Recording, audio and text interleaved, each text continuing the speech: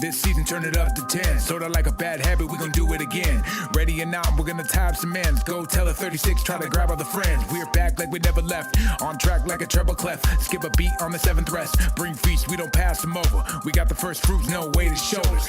Can't live on that bread alone. Every word of God's mouth will fuel me on. That's scripture, that's Christ alone. That's grace alone, that's faith alone. All glory to God, cause that's his alone. Since the lamb's been slain, we can each belong. The Lord is my strength, my peace, and my song. Yet I'll lay it all down at the feet of his throne. This yoke is easy, this burden's light. Even with a loud mouth trying to eat at the mic. Even if we down south, the humidity spike. Veils torn in two, so we gon' be alright. It's all grace till the half goes off. Heretics better run till the top blows off. Got them all stood still like a jaw full of Botox. Time to break them down like a jaw on a blow pop. Don't stop, they're in need of it though. Through grace by faith, they could easily grow. New wave, new age, new way to see bro. Now one truth, life, one way to his throne.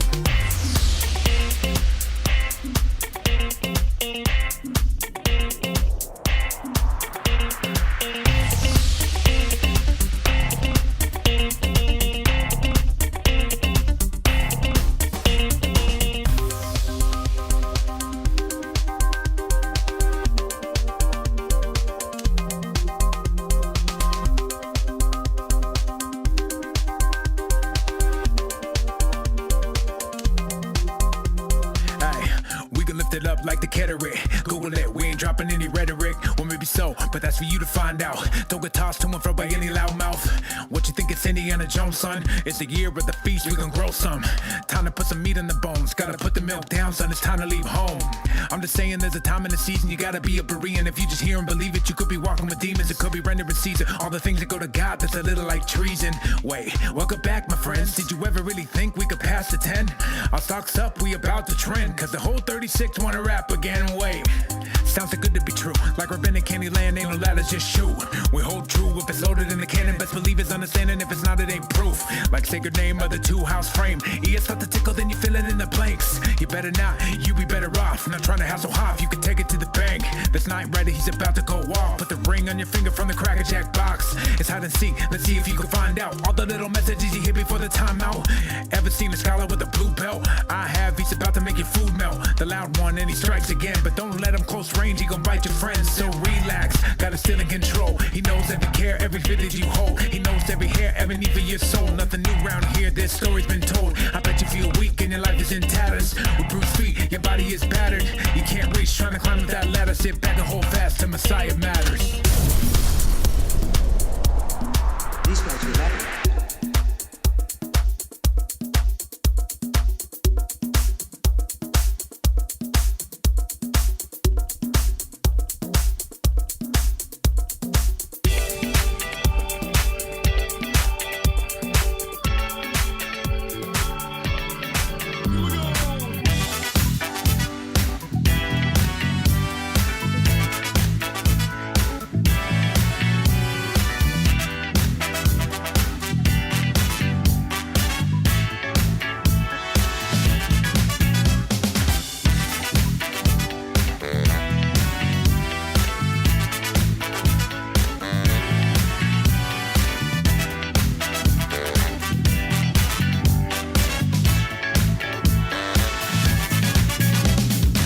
It is Wednesday, February 12th, 2025. This is Messiah Matters number 503. I'm knee deep in the book of Titus. My name is Caleb Haig.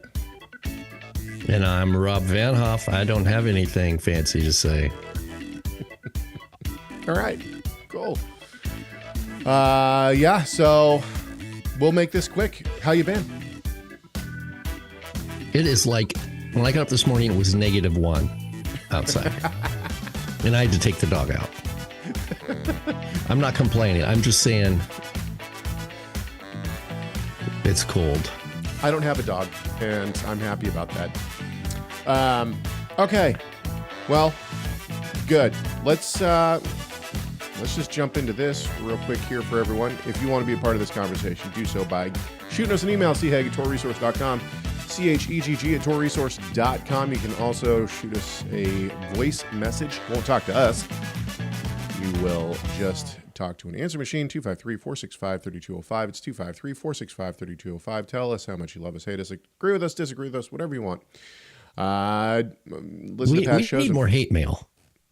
I don't know about Well, that. I'm good on not the that we hate mail. need it, but There's plenty it's of nice hate to mail. have some. Hey, like, man, it's about love, man. It's not about hate. Rob, I don't want to be surrounded with, that everybody's like, yes. You're not the person who has to. Yes. You know why Rob can say that? Because he's not the person who has to read the hate mail. I'm the one who gets to read the hate mail. Don't send your hate mail. MessiahMatters.com is where you can find merch like what Rob is wearing right now. You can also become an executive and associate producers. This is still season 10, but I love, because I'm such a fan of it, and I don't know how long they're going to be available in the merch.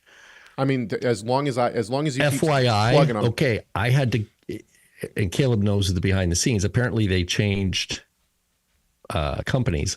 My old one was an extra large, so I ordered extra large because it's all faded. I spilled like spaghetti Coffee sauce all and all over it, this kind of stuff. Coffee. My wife's like, yeah, you can't wear that anymore unless you're like working in the yard. So I ordered a new one, extra large, and it was like, so I had to get an extra large. So just an FYI a thing for all to those keep out in there. mind. Yeah.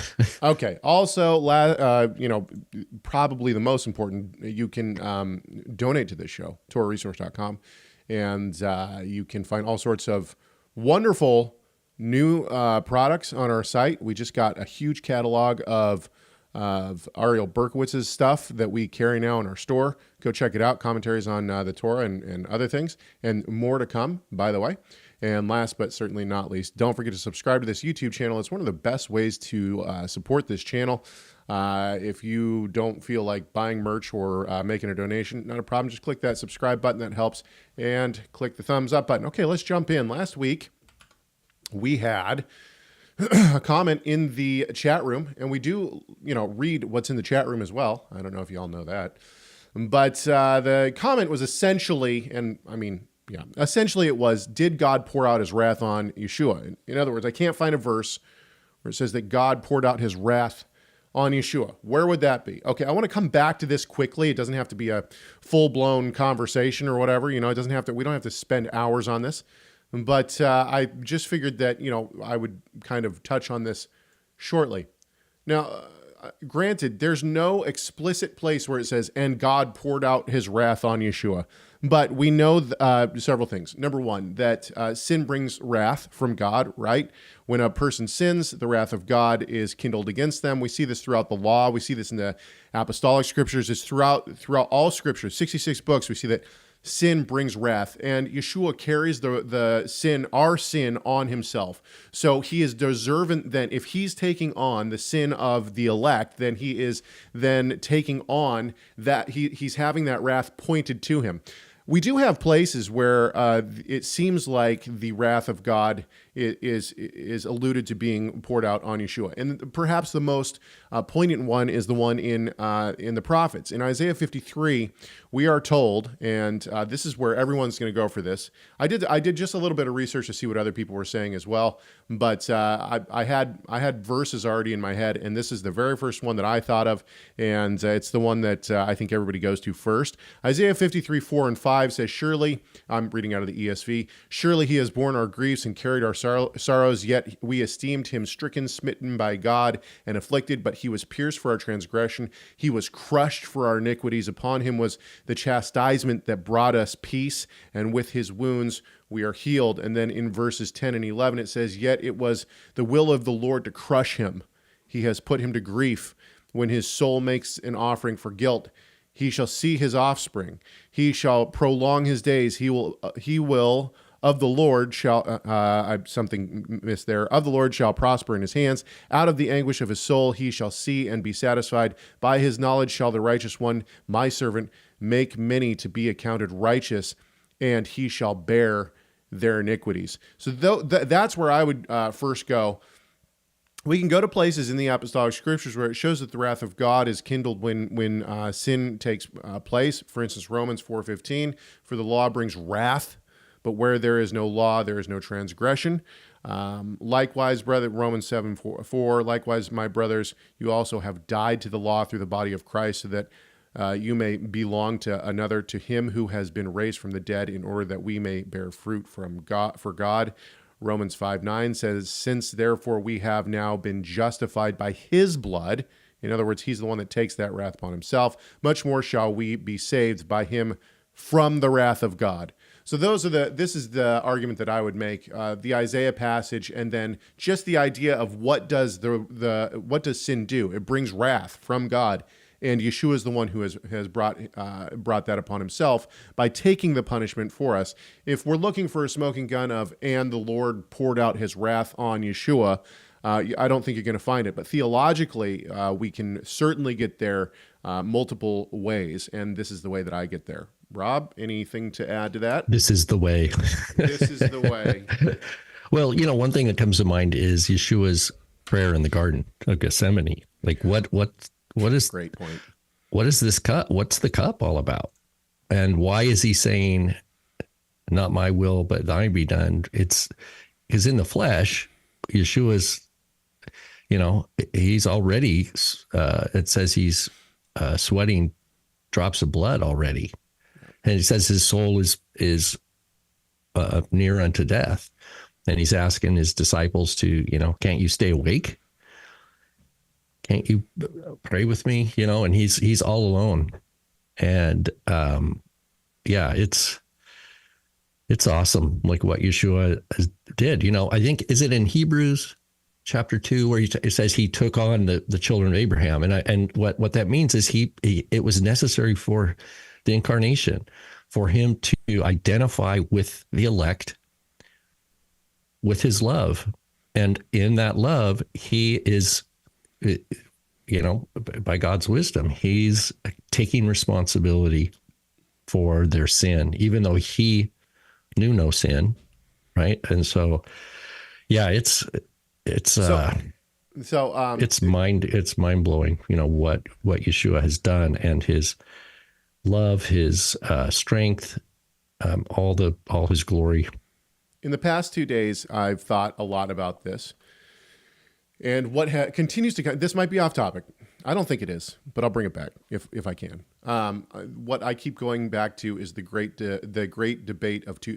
hell debate of 2011. In 2011, the Staff at Torah Resource with my wife went down to San Francisco to go to the ETS and SBL meetings. And on the way back... That was my first... that was Rob's first.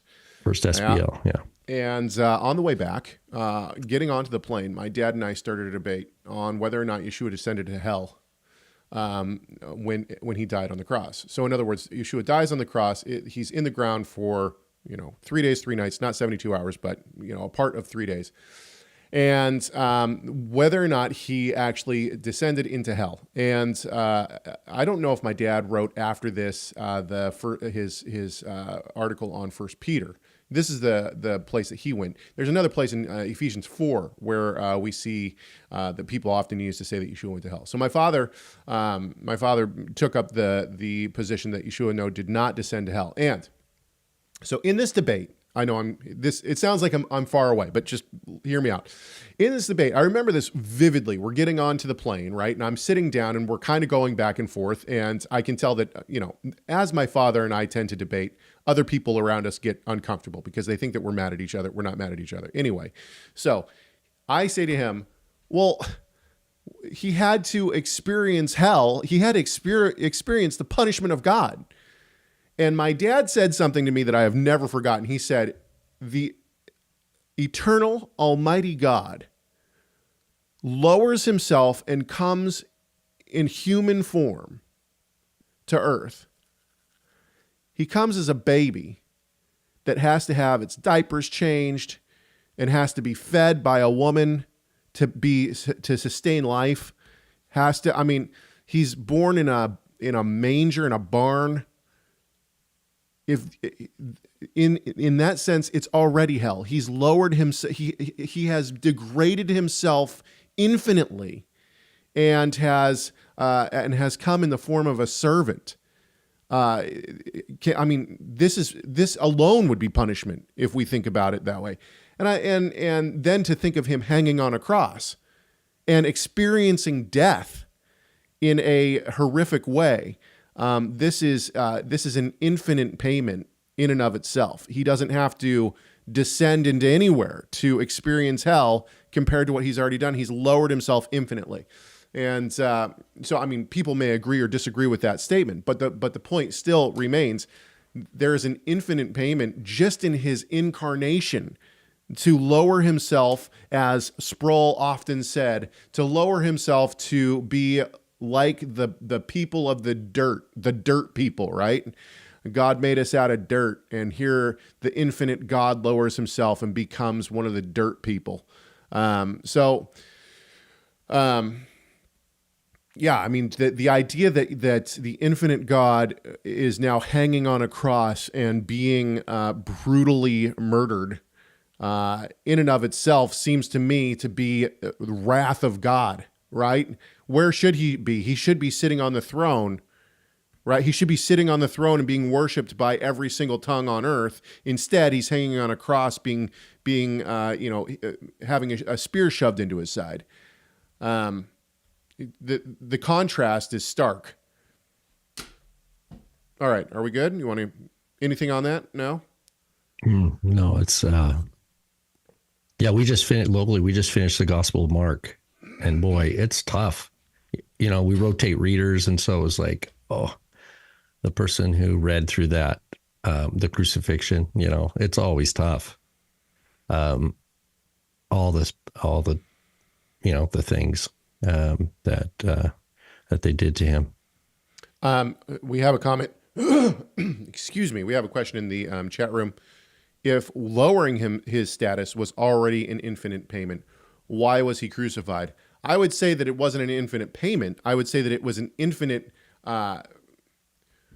lowering, right? An infinite lowering in status. You go from infinitely holy and infinitely almighty to a human, one of the dirt people, right? Yeah, and the incarnation alone did not pay the sin problem. It didn't address the sin problem because he was without sin. Yeshua could have been incarnated and lived forever. Right. With the human, which he does anyway, but I mean, without dying, he could have brought a 12 legion of angels or whatever and wiped out, Rome and set up Jerusalem as his, all that. There was nothing. He even said, you could say to this mountain, be moved into the sea, and it would be moved. He's not bound because he's sinless. Well, the issue of payment for sin is him becoming a curse for the elect. And the Torah tells us, right? The scriptures tell us that the payment for sin is death, not lowering of status, or not infinitely lowering your status, right? But the point simply is that to think of the infinite God lowering himself to our level is if we really think of it, it's mind-boggling the amount of what has been lost just to do that, what has been set aside, or what has transpired to get us to this point. All right, should we move on? Let's move on. Okay, we have several things here. Actually, so Rob sent me a link, and I will put it in the description of this YouTube channel after we are done with the live show, and I will put it in the show notes as well. It is a link to his article on this very question. This is an anonymous question. Shalom, Rob and Caleb. What is the difference between Acts 15:1 and Acts 15:5? I've written on this also in my Acts commentary. During a proselyte ceremony, didn't you vow to keep both written and oral Torah? Okay, hang on. I'm going to answer the first part, and then I'm going to throw it over. Throw it over to Rob. During a proselyte ceremony, didn't you vow to keep both written and oral Torah? I would say no. That is not, I don't know who this person is, but it's a great question because it comes up a lot in terms of the difference between Acts 15:1 and 15:5. However, my position personally, I'll speak for myself, not for anybody else. My position personally is that, number one, we don't have any evidence of what the proselyte conversion itself was. We know that it culminated in circumcision, right? for whatever group. And there were multiple groups, and they all had their own idea of what a proselyte conversion might have looked like. But we have no document that tells us this is what a proselyte conversion looked like. It seems as though there was some kind of a mikveh, and then there was a circumcision. We know what entrance into the Qumran community looked like. Of course, there wasn't circumcision because you had to be Jewish to do that. But neither here nor there. In terms of oral Torah, I would also push against this. The idea that we have some kind of an oral Torah brings, now, there might have been something that was orally transmitted. But the idea of oral Torah as we see it today, in other words, the Mishnah or the Talmud, this is, I think it's clear that this is not the case. We can't read the quote unquote oral Torah of today, that is the Mishnah and the Talmud, back into the first century. I believe it's an invention several hundred years later in an attempt to try to maintain the Jewish religion as the Jews saw assimilation into Christianity and the pagan cultures around them. Now, maybe not pagan, but the Christian culture for sure. And so was there some kind of oral Torah? We know that there were traditions of the fathers, and right? And this is attested to in the apostolic scriptures. What that was, we have no clue.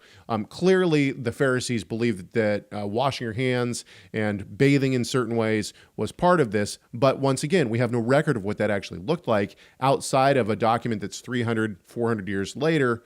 And therefore, I would say no to the question, during a proselyte ceremony, didn't you vow to keep both written and oral Torah? My answer to that, because of what I have just said, is no, that is not the case. Rob, take it away, brother. Yeah, if someone is talking about Yeshua or, the Gospels, and they bring up written and oral Torah like that, you have to kind of tap the brakes a little bit. Because kind of what Caleb said, we have to be careful with this anachronism, because the rabbinic world after the destruction of the temple develops the idea of two Torahs given at Mount Sinai. One is written, one in writing, one is oral. And that's an exclusively later rabbinic worldview that dominates the Talmud and Orthodox Judaism from then on. And so it is anachronistic to try to say that was the dominant worldview. Like Caleb pointed out, there's all sorts of different sectarian groups with various kinds of in-house oral traditions, none of which did they imagine goes back to Moses. Yeshua says it's you follow these traditions of your elders. They were recent developments. There weren't any first century Pharisees that imagined that their hand washing goes all the way back to Moses, right? That's a later thing. So so that's just part of the language of the question that we'd have to be really careful.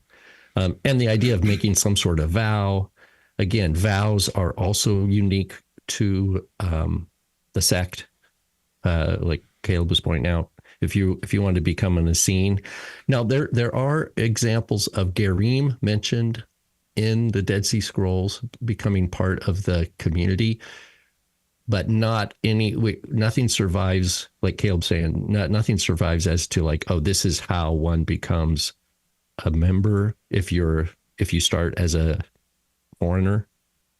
But I think that there were ways, and they had different vows that were taken at different times. And, but that's not a Pharisaic world at all, and so, right. So just the whole thing of like conversion and proselytes, we have to be so careful, because are we talking about later rabbinic constructions of this, where the world is divided between Israel and sons of Noah? And then sons of Noah there's pathways. Sons of Noah should really just stay sons of Noah. But if they really, really want to become part of Israel, then you have to do A, B, C, D, E, F, G. That's a way later construction. I'm kind of just circling on that. I'm just saying the same thing you said, Caleb. Fair. Okay, so now let's go to the difference between Acts 15:1 and Acts 15:5. Oh, that's right. Oh, that was the main question. Yeah, so we had, I think it was our first Torah Resource Institute summer conference. I think it was August of 2012. We had Marty Abegg and Peter Flint of blessed memory come down to Tacoma, and there was a local auditorium that we rented that was really nice, and UW. had it. It was at UW-T.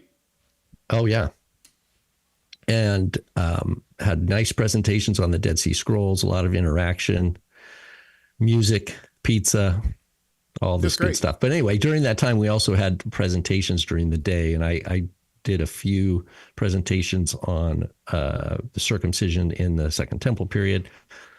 And I think those might be available on video in our library. But also, if Caleb hasn't already, we have a link to an article on the Torah Resource website you can read that addresses what's the difference between Acts 15, verse 1 and verse 5. They're not, I think it's important to not conflate those. They're very different. They stem from very different starting points. The verse 1, I take verse 1 to mean that there's no salvation if you weren't circumcised on the 8th day. Like there's no path. And so that caused a big stir. The verse 5, Acts 15:5, is some Pharisees who were believers standing up and saying, we have to be circumcising them and commanding them to keep the law of Moses. And that also was rejected by the Holy Spirit that we learn later in the chapter, because that's not the new terms of the new covenant. The terms of the new covenant are people just need that they're to preach. And that's what we see in the actual apostolic decree, to hear Moses preached on the Shabbat, on the Sabbath. Faith comes by hearing, not by an external compulsion, not by threats, not by intimidation, not by, and so you could say, well, the Pharisees who believed in 15:5 had, at least they had good intentions. Well, what it would lead to would be to institutionalization of circumcision and then commanding. And again, now you have it's really no different than the way things already are for the Pharisees, probably. If there's a snapshot of a Pharisaic attitude towards quote unquote conversion, that would probably be a snapshot of it. But it's rejected. Why? Because it has to be, because it comes from the new creation heart is a work of God. And faith comes by hearing. That's what Paul says in Romans, not by an external, someone commanding you don't belong unless you do A, B, C. So that's the difference.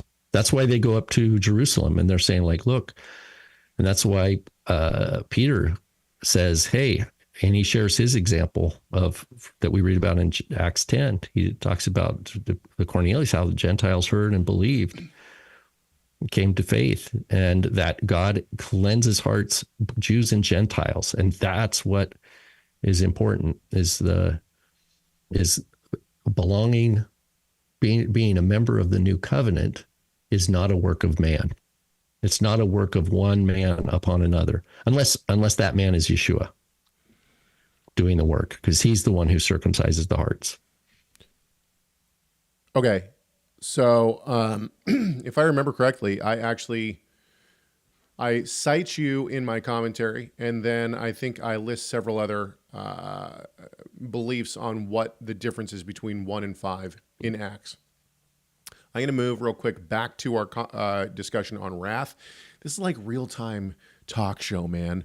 So someone in the chat room asked if they could call us. I said, call our comment line. They did, and I'm reading the transcript of the message right now. The bottom line is, the question is not whether or not God poured out his wrath on to Yeshua. The question is more, what is the wrath of God? In other words, what does that look like?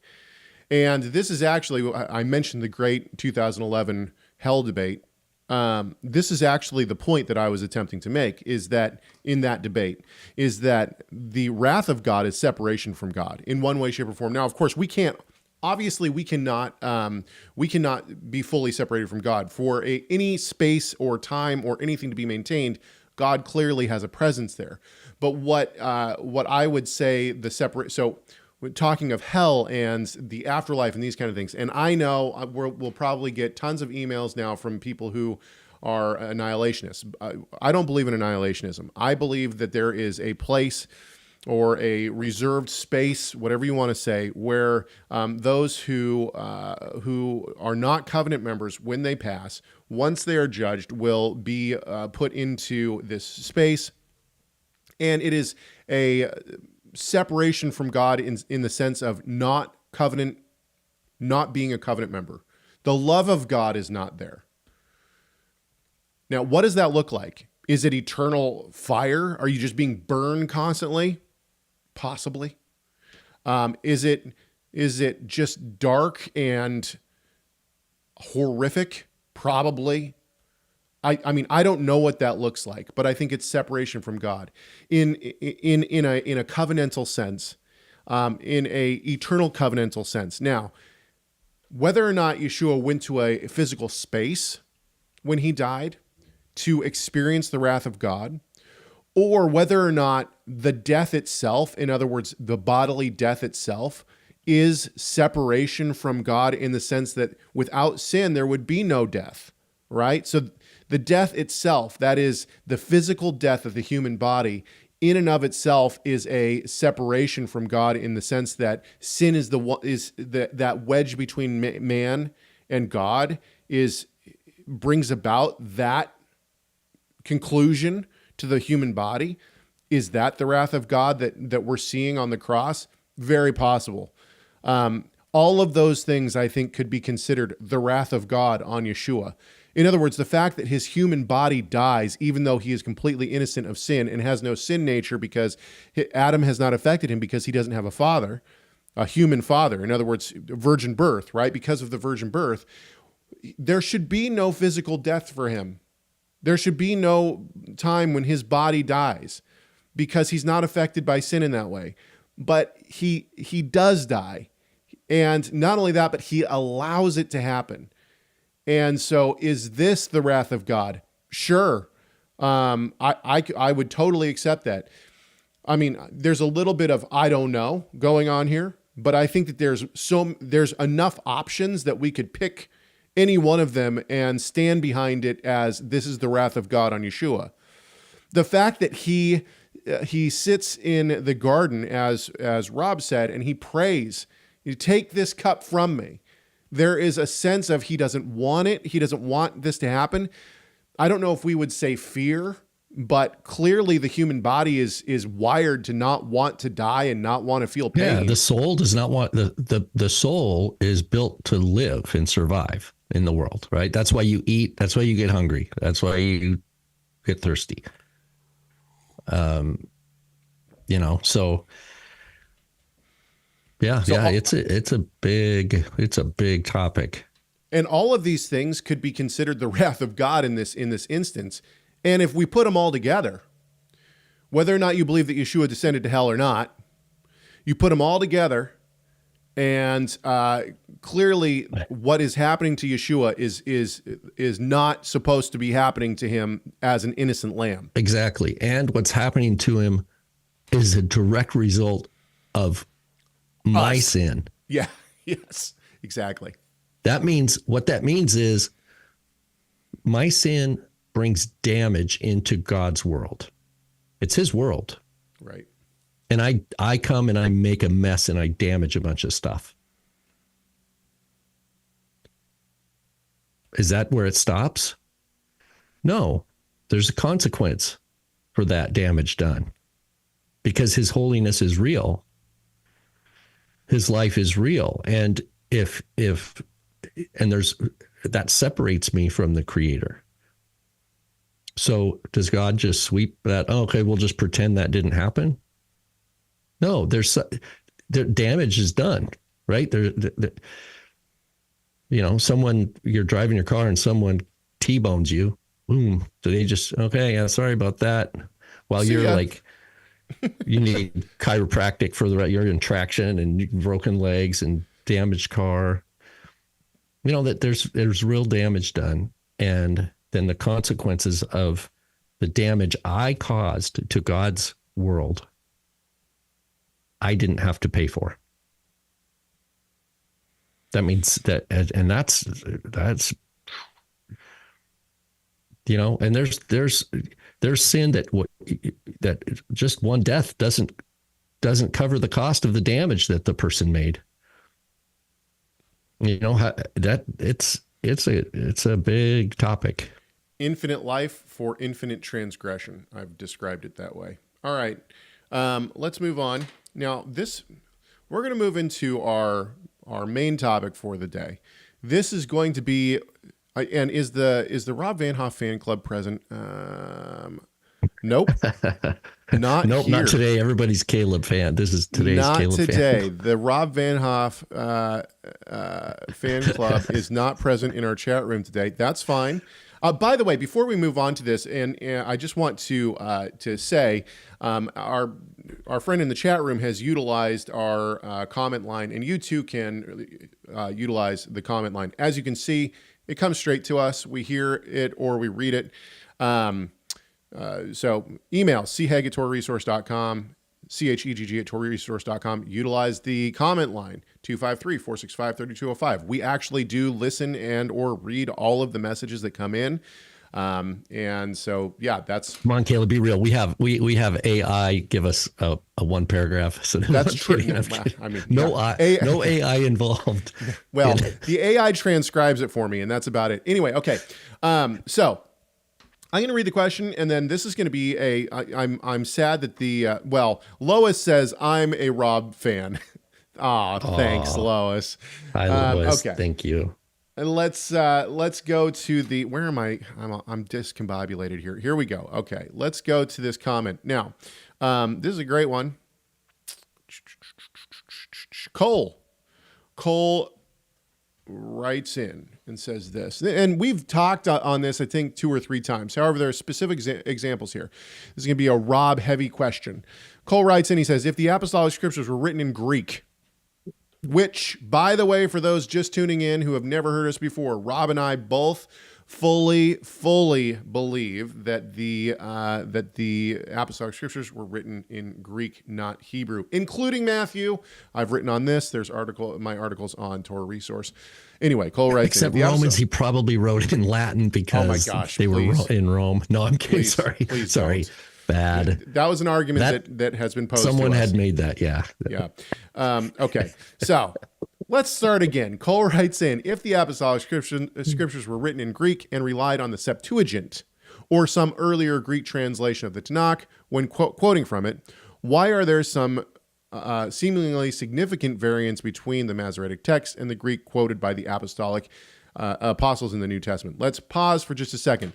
There may be a little bit of a misconception that there was a book floating around somewhere called the Septuagint in the 1st century. There was no book called the Septuagint. There was no official Greek translation of the Bible. There were Greek translations, plural, of the Bible, and we believe that books of the Bible, of portions of the Bible floating around, but not one giant scroll that was the Tanakh. Could you imagine the Tanakh in Greek? Like one giant. No, yeah. Back then we have floating bits. Exactly. By the way, by people are now people now commenting in the comment line about the Van Hoff fan club. Your sister now has entered the conversation. She says, "I'm the longest standing Rob Van Hoff fan, other than our parents.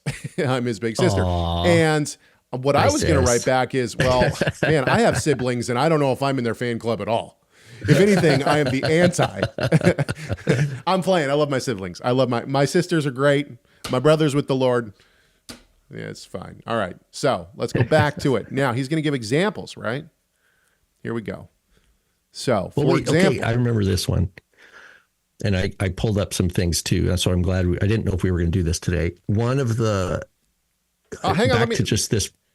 What's that? Go ahead. Go, well, I was gonna read a couple of these examples. Before the examples, I just want to say that, and I really appreciate this. One of the many things I appreciate about your father, Tim Haig's commentaries, let's say on Matthew, on Galatians, on Ephesians, on epistles of John, whichever commentaries, Tim's convention, which I think is stellar, I think it should be like standard, is whenever the gospel of, let's say, Matthew cites something from Tanakh, he'll do, okay, we pause, put have a little chart, and we put different versions that that have survived from the ancient world in parallel and discuss the differences. And there are many times there's a Rob on the Rock video I did, it was a couple of years ago, on passage from Romans where Paul cites Exodus. And I just go in detail and show you that, yes, Paul is citing Exodus in Greek, but his citation is nothing like what we see in the Septuagint. And what Paul is citing is actually tracks very tightly with the actual Hebrew text, whereas the Septuagint is kind of a little bit loosey-goosey. And Tim does the same. That's just, Tim does the same thing in his commentaries. And quite often it looks like they are doing their own translation from Hebrew, that it's, they're not, so this idea that, I think it was the first or second sentence of the email, said something about reliance on the Septuagint. And so just to underscore the idea, not only is there not a big book that they could go to the store and buy called the Septuagint and flip through, but rather the manuscript evidence that has survived that we call the Septuagint broadly is often different than what we see in the citations from the Gospels or Paul's letters. And so the topic is a good topic, but we want to bring the right tools and good and clarity questions to it, and we have to learn. We have to kind of learn some of those tools so we know what the accurate questions and helpful questions are. This is similar to the whole, did a convert in Acts 15 have to make a vow to keep the oral Torah, right? I mean, it's like, we don't want to ask questions like that are full of anachronism and wrong terminology. And so anyway, Love it. Okay, let's go into some specifics here. And Cole gives us some specifics that he wants answered. He needs answers, and we got them. And when I say we, I mean Van Hoff. I'm part of the Van Hoff fan club, as are many in the chat room as they're coming out of the woodwork. So says Rushki Bear. Okay. For example, Romans 15:12 / Isaiah 11:10, quote, the root of Jesse to rule the Gentiles. Greek Hebrew stands for an ensign. So the Greek Septuagint that we have says the root of Jesse to rule the Gentiles, whereas the Hebrew says stands for an ensign. There is nothing about the Gentiles. An ensign, yeah. Yeah. Do you want to comment that, or do you want me to keep going? Well, the Hebrew is omed lenes amim. And it means he stands as a banner for the peoples. That is interpreted by the Septuagint and as it's paraphrased. The idiom means, he's ruling.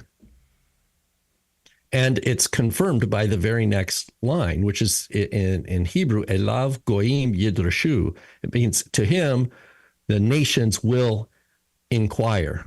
They will seek him. So they just take that and put it Septuagint back. translates it as, in him, the Gentiles will hope, will put their trust. But, okay, the idea, the picture is that there's someone from the line of Jesse, the line of David, that is like a giant banner for the nations. That means, he's up high. They all look to him, and to him, the nations go for answers, right? And this is Isaiah already in chapter 2. We have the song, "Come, let us go up to the mountain of the Lord, to the house of the God of Jacob." What does it say? The nations will stream to him, right? And he will give them justice. He will teach them the Torah, for the law will come forth from Zion. Do Jews need to hear that?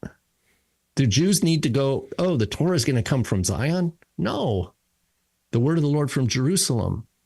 Well, who needs to hear that? That's the nations of the world are hearing that, because they are going to come to learn from Yeshua, learn from the King Messiah. That's what that means. So the Septuagint is bringing the idiom, helping explain the Hebrew idiom to people who speak Greek. Is that sufficient? Did we address that? Sufficient, I believe. Let's move on to number 2. Next, Galatians 3:13 and Deuteronomy 21:23. Cursed is everyone who hangs on a tree. In the Greek, in the Hebrew, a hanged man is cursed. The word tree does not follow. Oh, this is fun. You know what reminds me of? I'm like the Bible Subway answer man? sandwich maker, right? And the person comes up and says, Galatians 3 and Deuteronomy 20. And so I'm like, boom. That'll be $9.95. Let's go. Give me some pastrami on rye. Okay, so this is a citation of Deuteronomy, of course, and what we need to recognize here. So I went and looked. The whole verse. So Paul just cites a little bit, but the whole verse starts in Deuteronomy 21:22. And it says, you will hang him on a tree, the end of verse 22. Then 23, it says, he shall not stay all night on a tree, second time. And then it says, because the one who is hung is cursed of God. So the end of 22 and the beginning of 23 already said hung on a tree. The third time it just says hung. But Paul is using that one. And so he's just taking, it already said hung on a tree. I need to make sure I'm going to just bring the word tree in, because it is the meaning, right? So next, $9.95. Do you want to Coke with? Do you want to Coke? Okay, that? By the way, and my good colleague here has already referenced the way that my dad looks at the various translations, and in his commentaries he does this as well. He takes the Septuagint, he'll take the Hebrew, he'll take the Septuagint, and then he'll take the translation that is in the Apostolic Scriptures. He'll compare them, and then he'll talk about them. And he has a commentary on Romans. He has a commentary on Galatians. He did a huge series, I think something like 90 audio lectures on 1st and 2nd Peter, which he has notes for, which come if you buy the audio. I'm not sure if he does it in his notes, but I would assume that he does, because that's his standard practice. So all of these references, you can go and kind of look at what my father says as well. But let's move on. 1 Peter 2:22 and Isaiah 53:9. He committed no sin in the Greek, but the Hebrew says he had done no violence. This may be a jump, but one might use variances like this to argue that either the apostles were using preferred translations to support messianic prophecy, unlikely, or that Jewish scribes in later centuries saw these messianic verses as a threat to their religion and so modified them, also unlikely. That being said, my question is, how can we defend the Masoretic text for being an accurate transmission of the Tanakh if the apostles quote a Greek version that differs from it in certain seemingly key instances? Do you want to do the 1 Peter 2:22 and Isaiah 53:9 first? And then... So the Isaiah there says, let me find it here. Lo Hamas asa, he did not do Hamas, which does sound like Hamas in Israel, which I think is that's a side question, but normally that's translated violence. So it is the word Hamas is sin, but it is egregious. It's egregious. I mean, all sin is sin. So, but Hamas is a very specific type of sin. The Septuagint translates it anomia, lawlessness. So, nomia, just like pronomen. Pronomian is like pro-law, right? Anomia is lawlessness. That's the word we see in like 1 John. But Peter uses neither. He doesn't use the word violence, and he doesn't use the word lawless. He uses the word hamartia, sin. And the question is, well, why does he? First of all, he's writing a letter, and he's communicating the meaning of the passage, of the applicability of Isaiah 53, which we already talked about earlier today in a different sense. And the applicability of Isaiah 53, this is talking about Yeshua. And we know that Paul makes midrash as well. So he's bringing out his Peter. I'm sorry, but Paul does too, right? They use these midrash almost like they're bringing out the meaning of the text to show their audience and to make a point, right? Keep going. So the whole First Peter, he did no sin, neither was deceit found in his mouth. The Hebrew would just be he committed no violence, neither was deceit found in his mouth. As in the place when you're dealing with Targum, with translation, everything okay? Mm-hmm. Keep going. Oh, you're all of a sudden I was what do you call it? Surprised by the look on your face. Yeah, it's a translation. Hamas, violence. He used the word sin. I don't see that as it's the same. There's no difference in meaning. I think my guess is that Peter wanted to stress there was no transgression at all. He did no violence. Well, did he sin in another way? Violence is usually, man against man, right? It's a very specific kind of sin. But I think when Peter's saying he did no sin at all, talking about Yeshua. But yeah, this is the nature of translation. It's not he's not citing the Septuagint. We have a comment from Gary in the chat room. Alan Kirshner recently pointed out in Romans 13 of the Greek saying submitted to moral authority, rethinking Nanos' view on it. Your comments, Caleb. Yeah, I mean, anytime you take a translation and you have to add words that aren't there, oftentimes I think that, at least with our modern translations, right, I think that what they're doing is they're attempting to, and this happens no matter what, by the way, this isn't a dig on translators.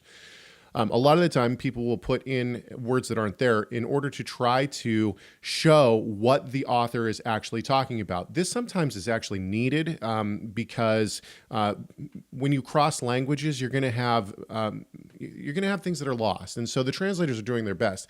What ends up happening with this, when people put in words, is there was always going to be reflected a bias. Always. No matter what. Your translator is going to bring their own bias. This happens no matter if it's a person or if it's a couple of people or if it's a whole committee. You're always going to have bias in your translation.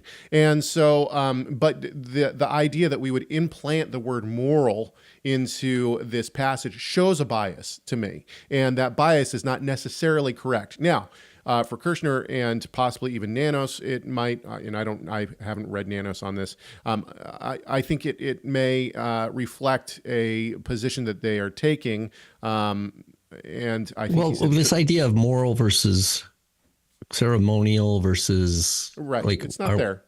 Are we imposing these other terms?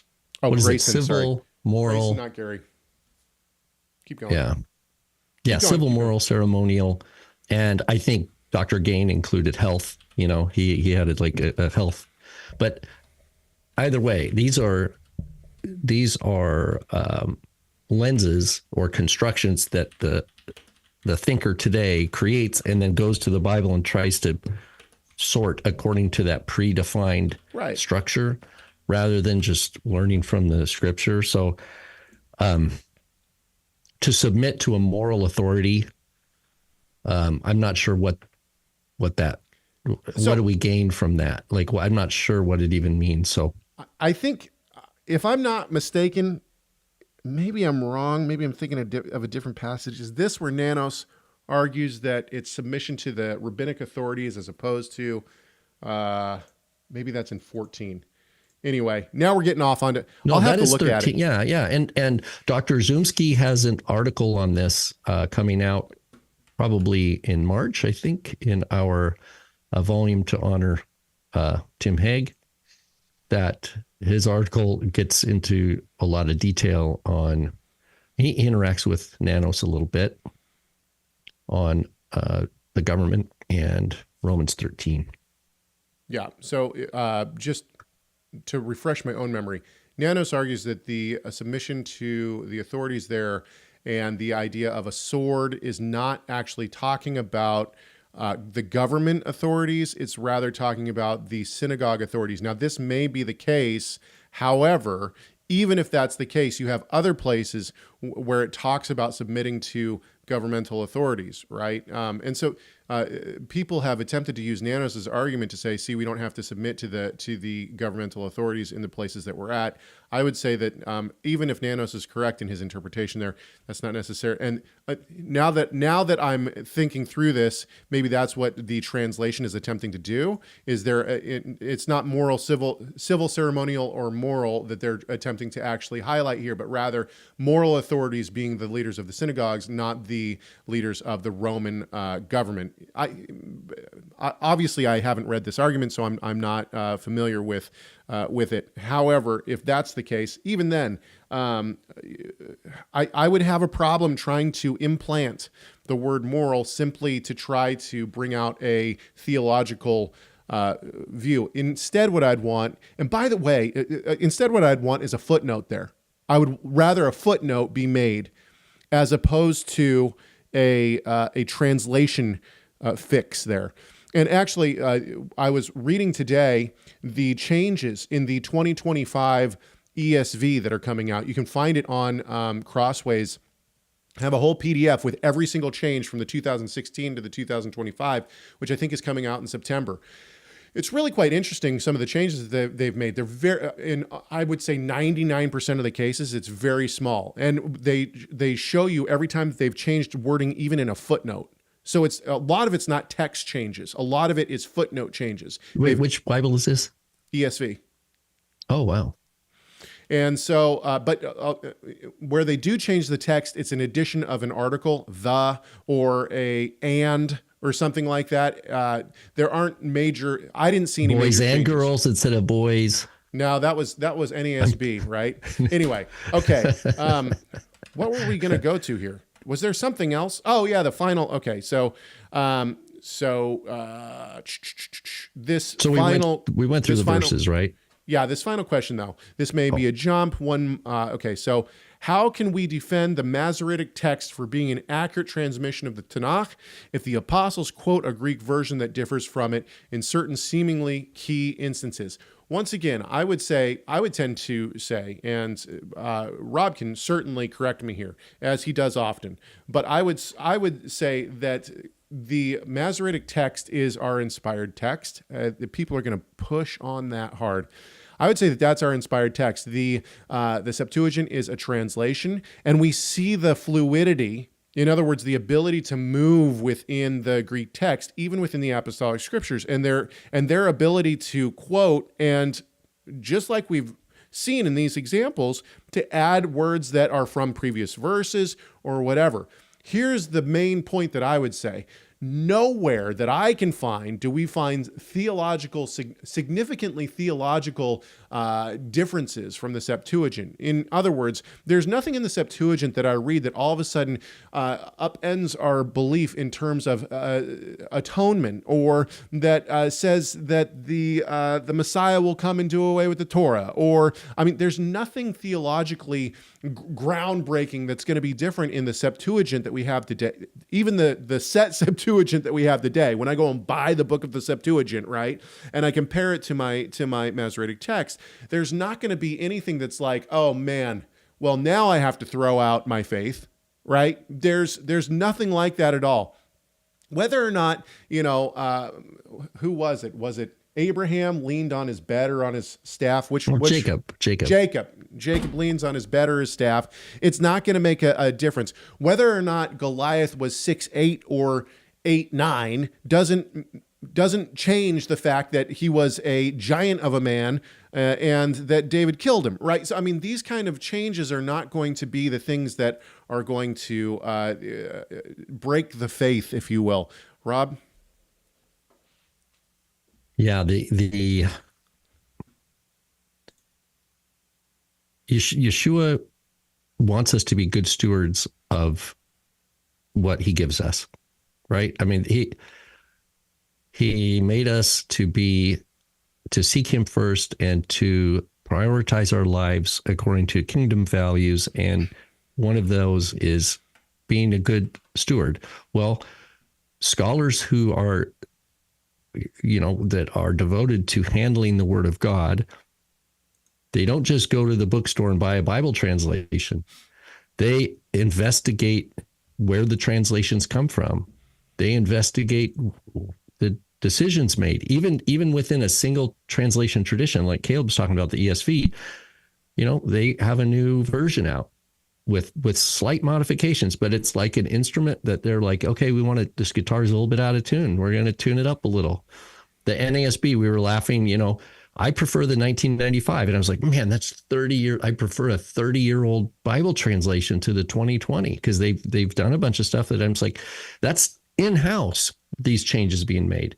Now multiply that by the 50, I think on Bible Gateway, if you pull up, show all English translations, there's like 50. And of course, some of them are 500 years old, like the King James Version or whatever. And some of them are outlandish. We didn't just get those 50 in the last 10 years. But the point is, I think the best way to think about the effort of translating and commentary is to think of it as those people who love God and, seek to walk in his word and abide in his word are trying to be good stewards of their learning, and they want to learn and share, learn and share, learn and share. And to be honest, in order to do that wholeheartedly and with integrity before the Lord, they can't say, oh, well, there's that manuscript. Oh, we're just going to pretend it doesn't exist.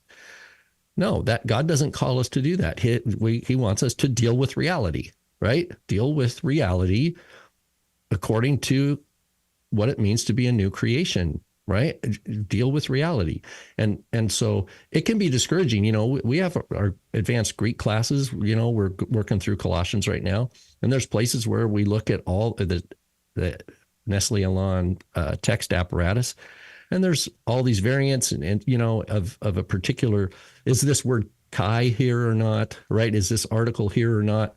Well, here's a bunch of manuscripts that have it. Here's a bunch that don't. And learning about the weights and measures the scholars use. What are the tools that the scholars use to evaluate? Wow, we got strong evidence over here that this word "the" is present. We have strong evidence over here that it's not present. Do we just, pack up our tools and go home? Or do we try to demonstrate humility in scholarship and be good stewards and try to say, here's what we got? And so for those who've done a year of Hebrew and are into reading Hebrew, you have the same thing. You encounter places where there might be a little variant or a word spelled differently, or where Qumran went off the rails with it. So we're not dealing with a perfect transmission machine, right? That's why in statements of faith, like with the ETS, Evangelical Theological Society, they phrase it as in the original autographs. They qualify belief in inspiration to original autographs. Like when Baruch, wrote Jeremiah's sermon that day or whatever, and Baruch had a chance to go through and check it, then that is it. That was it. But if some scribe 1,000 years later it skips a line or misspells a word, the evangelicals are not attributing inspiration to that scribal error, right? Because it's in the hands of, and that's another thing, back to incarnation. God knew that frail, faulty, inattentive human scribes were going to be copying and copying and copying his word.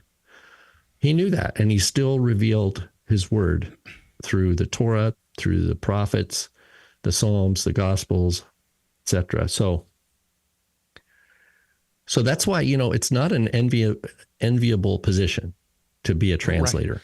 Right. Because and people have asked, why doesn't, people ask my dad this a lot. Why doesn't Tim do a translation of the Bible or of this book? And my dad always said, not a chance. Because it's not a small thing and it shouldn't be taken lightly. This is one of the reasons that we push so hard against the Et Sefer Bible. Let's not get started on it, but to try to put out a translation of the Bible without knowing Hebrew. I'm leaving. No, yeah, exactly. All right. Actually, on that note, we are going to leave. It's been fun, but we're over our time. If you'd like to be a part of the conversation, or if you have questions, comments, anything, you can shoot us an email, chegg@torahresource.com, chegg@torahresource.com. You can also shoot us a comment on our comment line, as the person in the comment did, 253-465-3205.